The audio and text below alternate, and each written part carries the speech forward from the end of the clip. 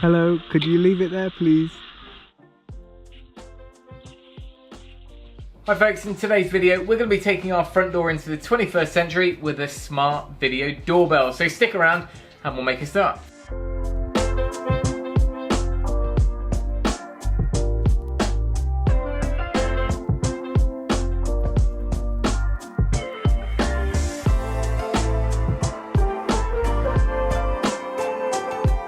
So a couple of weeks ago, Netatmo asked us if we would be interested in installing one of their doorbells in a video. There's a bunch of reasons we're really keen to get a smart doorbell installed, and I'll touch on those later in the video, but for now, we've got a bit of wiring to do. Right, first up, we're working in the cupboard today, so it's just ignore the decorating that still needs to happen from years ago.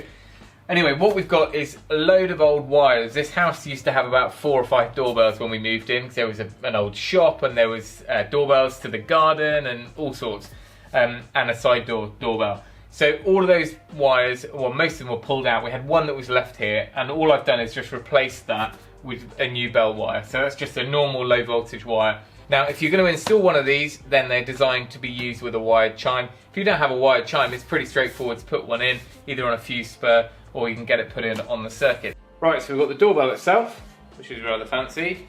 The chime unit, I think. This is an angle bracket, which we're probably going to use, because what that does is just sets the camera on a better angle if it's right next to the door. That's a plate if you've got a whole bunch of stuff to cover up, but we've got a little solution there. Template for cutting and instructions. Here's a circuit diagram. There's a standard setup, which is what we've got, so the doorbell completes the circuit at the button. We're replacing that bit, but you also add in this chime module at the old chime. Right, I think we know what we're doing now, so we're going to knock off the power to the transformer and the chime, and then all I need to do is take the new chime module and just connect those wires. Right, there's a fair bit of wire on here, so we can put this outside the actual chime enclosure and we can stick it on the wall. It says to set it to 1 and low. Right, let me show you what's going on up here. Hopefully you can see what's going on here. So this is the chime, but it's also got a transformer built into it, so it's really simple, just one unit on the wall.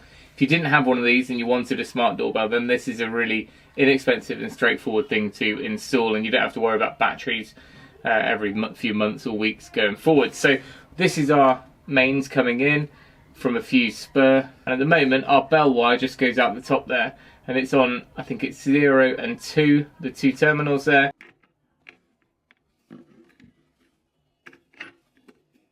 So that's it, I'm going to leave this loose for now, and once we're happy I can just stick it onto the door frame. So now it's time to work on the bell push. As you can see, there's probably been a few generations of doorbells here, but that's what we need to tidy up. So we've got some wooden plugs here where something was screwed in. There was probably an original pull here for a mechanical chime. We put in these plugs and we had our circular one, but that just didn't seem to work very well. Let's go and see what we can make up to tidy this up.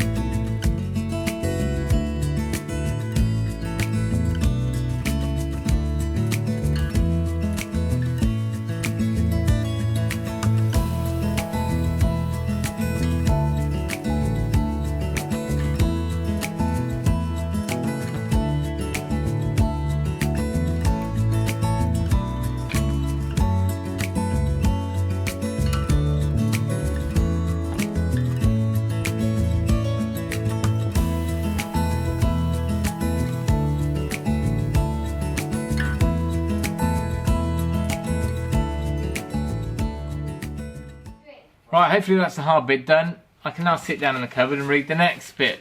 Right, reconnect the power. Smart doorbell will start and an LED will turn on. It'll go from glowing to solid green, and then you will hear the melody. Shoes everywhere.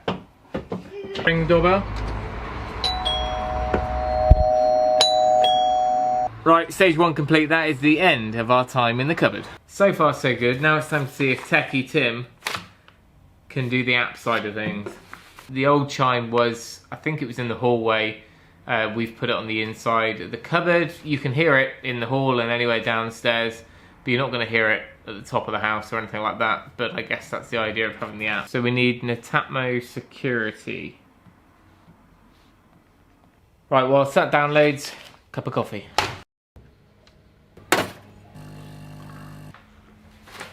Okay, even with our internet, that should have downloaded by now. Right, allow notifications. That kind of is the point, I guess. Click next if you see the doorbell is LED glowing. If not, hold the doorbell down until it glows white. Right, we're back in business. I did have to just take it off and press the reset button inside, which it told me to do, simply because the kids have been using it for the last 5 minutes and it had kind of gone out of that setup mode. So we've got to scan out to home.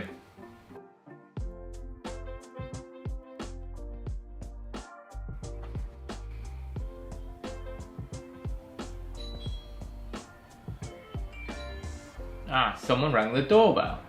Hello? Daddy, can you hear me? I can hear you. Can you hear me? I can't hear you. Come on in. I'm gonna watch the film. Alright, you can stop ringing it now. Yeah, you can go and watch your film. Good girl. Thank you. Success.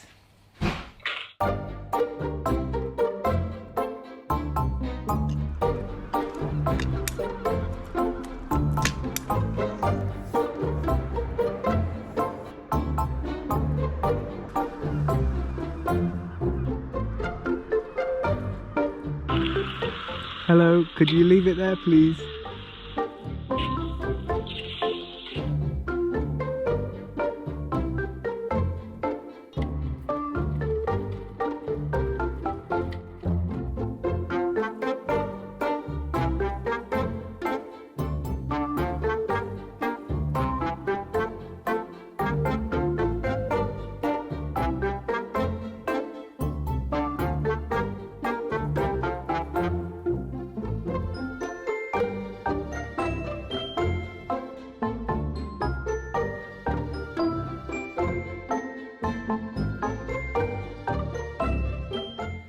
Okay, it's been 2 weeks or so since we installed the doorbell and everything is working as it should. We've now put it onto our home app on our iPhone, so it shows up really nicely and easily on there, as well as in the corner of the desktop. So when I'm working in the evenings or even during the day, because it's 3 floors in the house, you can keep an eye out for deliveries up there and know you're not going to miss a call. The slight boo-boo I made is where I've got the incoming mains into our internal transformer in that particular chime unit is a slightly different wiring setup. So you put your bell wires onto the spare one and 0, I think. So it's slightly different, and I'll try and put a screenshot up here, but it was all in the help guide.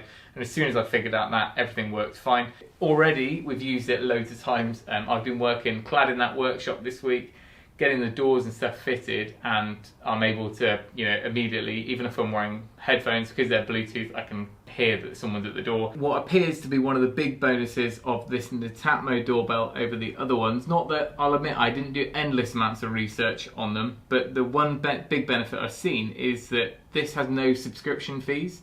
So if you're familiar with any of these smart devices, quite often you have to pay for storage or a subscription fee to be able to monitor and things like that. So this doesn't have any of that. You can also link it up with a Dropbox account, so I think it then records into Dropbox, and it's got an SD card in it. So there's a whole load of options there, which mean you don't have to have another monthly bill. But that's it. I think I'm going to leave it there. Thank you to Netatmo for sending us the doorbell. It's great to have, and hopefully it's going to make sure we don't miss any more tool deliveries, because that is most important. But there we go. Thank you for watching. Remember, if you can, do it yourself, and we'll see you next time.